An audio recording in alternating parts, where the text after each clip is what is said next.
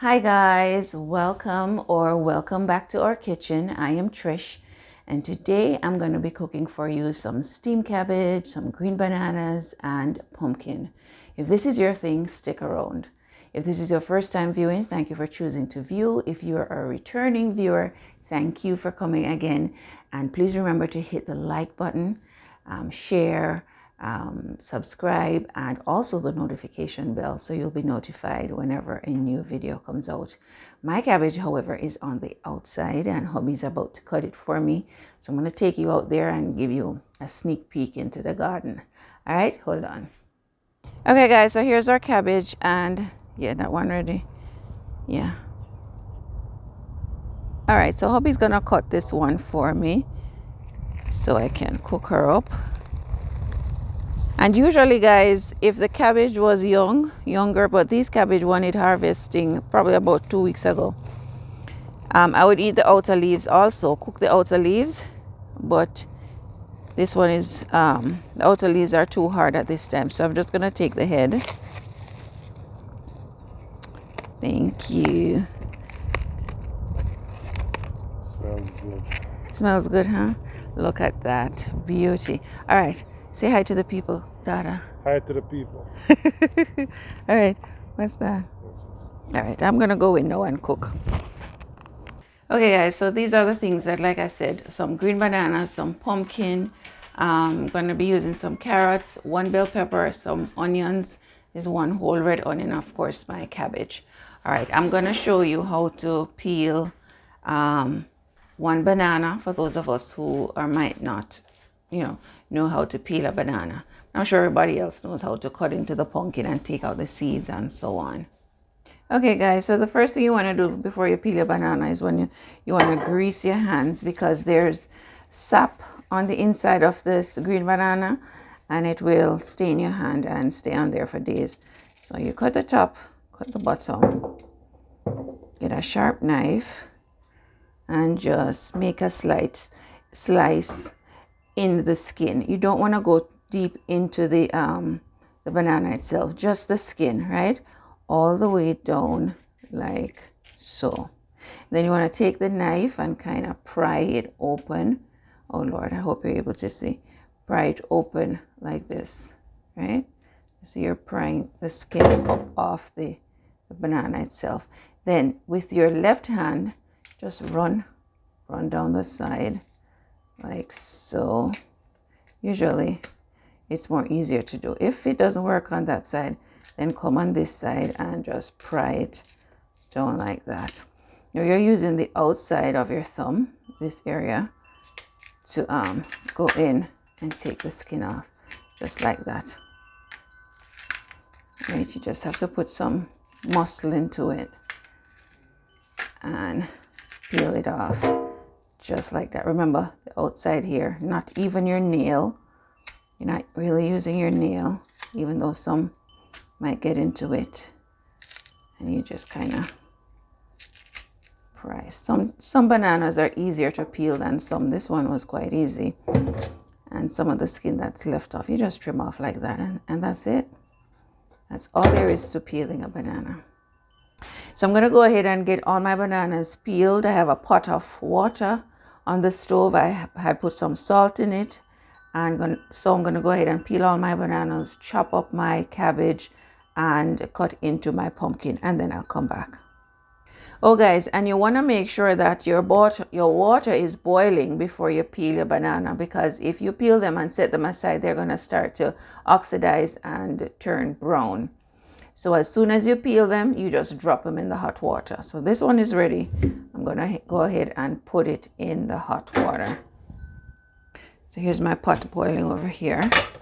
I'm just going to go ahead and drop my banana in there, and then I'm going to do all of that and come back. All right guys, so I'm going to show you how to peel another one just in case.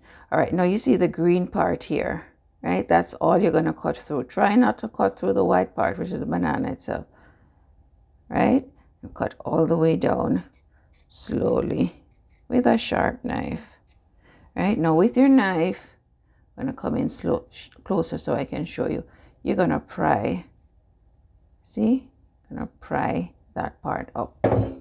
Now with your left hand, you're going to go in like so and just kind of run down the side like that. Now that's how it should have gone for the last one, right? And now with your left hand, kind of pry with the outside of your finger, like I show you your thumb, kind of pry in there, and yeah, like that. And see how easy it comes off.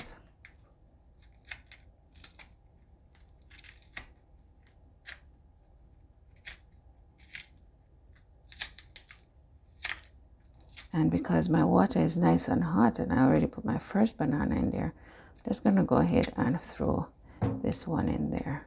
See? Okay guys, so here's my pumpkin. Typically if I grew this pumpkin in the garden, I would cook it with the skin. But because I didn't, we cut the skin off. So I'm putting it in my pot with my bananas. And they should cook up in about... I put the bananas in first and they were cooking for about 10 minutes. So in about another 10 minutes, it should be cooked.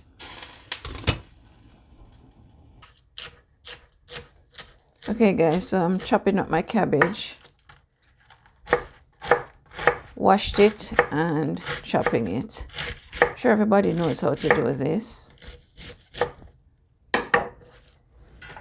I'm showing just a little bit, just for if we have somebody wandering over to our channel and wondering, what's that?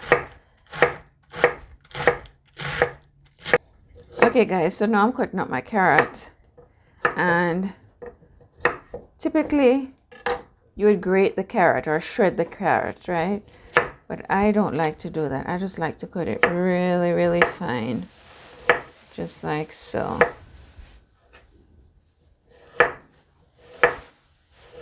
And that's just me. You cut it however you want to. Some people like to cut it in sticks, carrot sticks.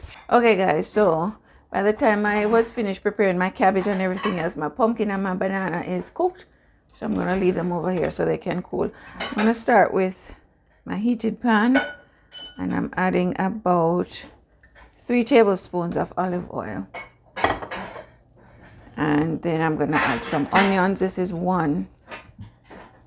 I'm adding 1 red chopped onion. And I chopped it really well because of the little lambs. They don't like to see the onions in there. So I'm going to caramelize that really well before I come back. Okay guys, so now that my onions have been caramelized, I'll put on my microphone so that you guys can hear me.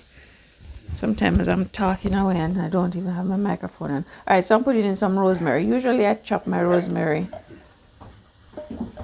but I don't have time for that. So I'm putting in some rosemary, bell peppers, 1 green bell pepper, and 3 carrots.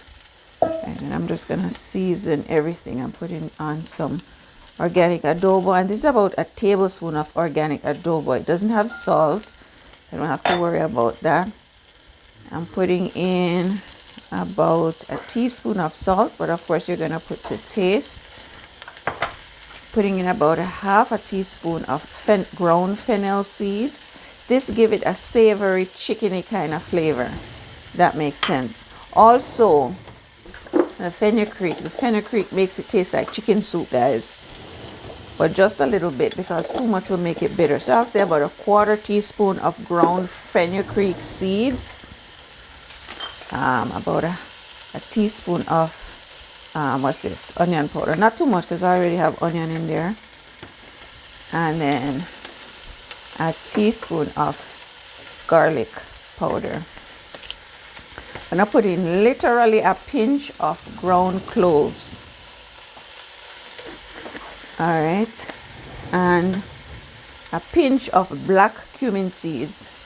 This is for health purposes. It kind of has a peppery flavor. And some these bay leaves are crushed, but this is equivalent to 1 bay leaf. All right. Lots of flavor here. When it comes to vegetables, you have to kick up the notch with your herbs and make it flavorful. All right. I'm just gonna cover this and let the carrots steam for a little bit. Actually, I'm gonna add just a teaspoon of water to this so the carrots can cook up real fast. I'd say maybe 2 teaspoons of water.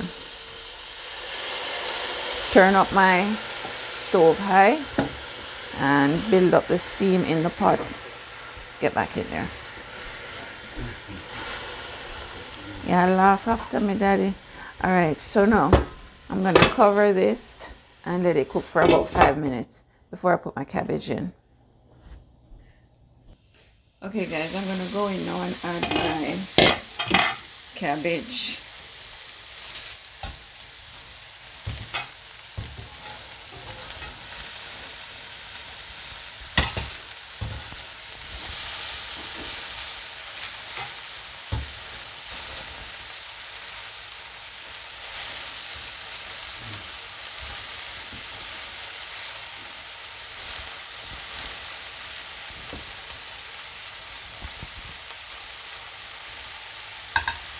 I'm gonna add just a little bit of water.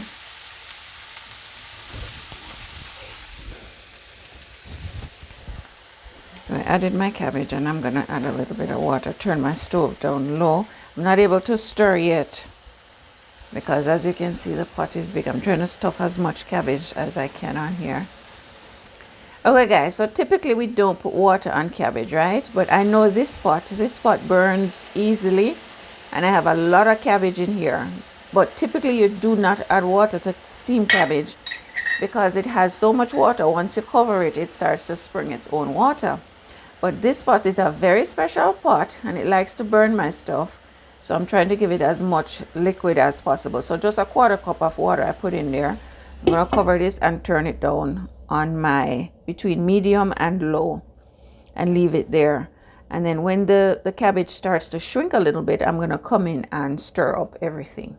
All right, and then I'll show you what that looks like. Okay guys, I'm going in now. See the cabbage, it has shrunken. I'm gonna go in and try to stir up all the goodness on the bottom.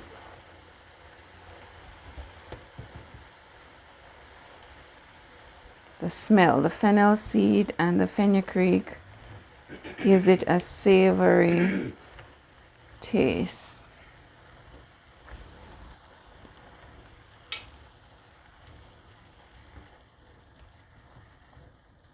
Typically in Jamaica we'd put saltfish or corned beef or something to it, but it's not necessary.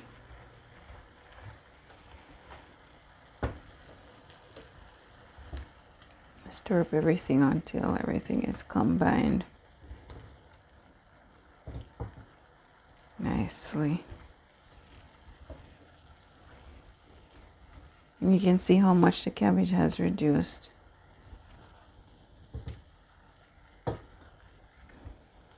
Now sometimes if you like your cabbage fried somewhat, you could leave your pot open now and just add a little bit more olive oil to it. So it won't steam anymore, but it will kind of fry somewhat. But we're gonna just steam all the way through. All right.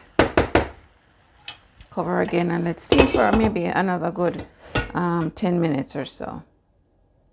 Okay guys, so it's been 15 minutes or a little less and our cabbage is finished. So I'm gonna plate her.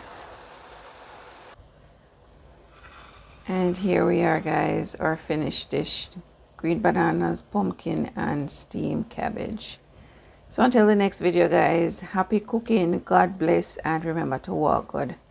Bye.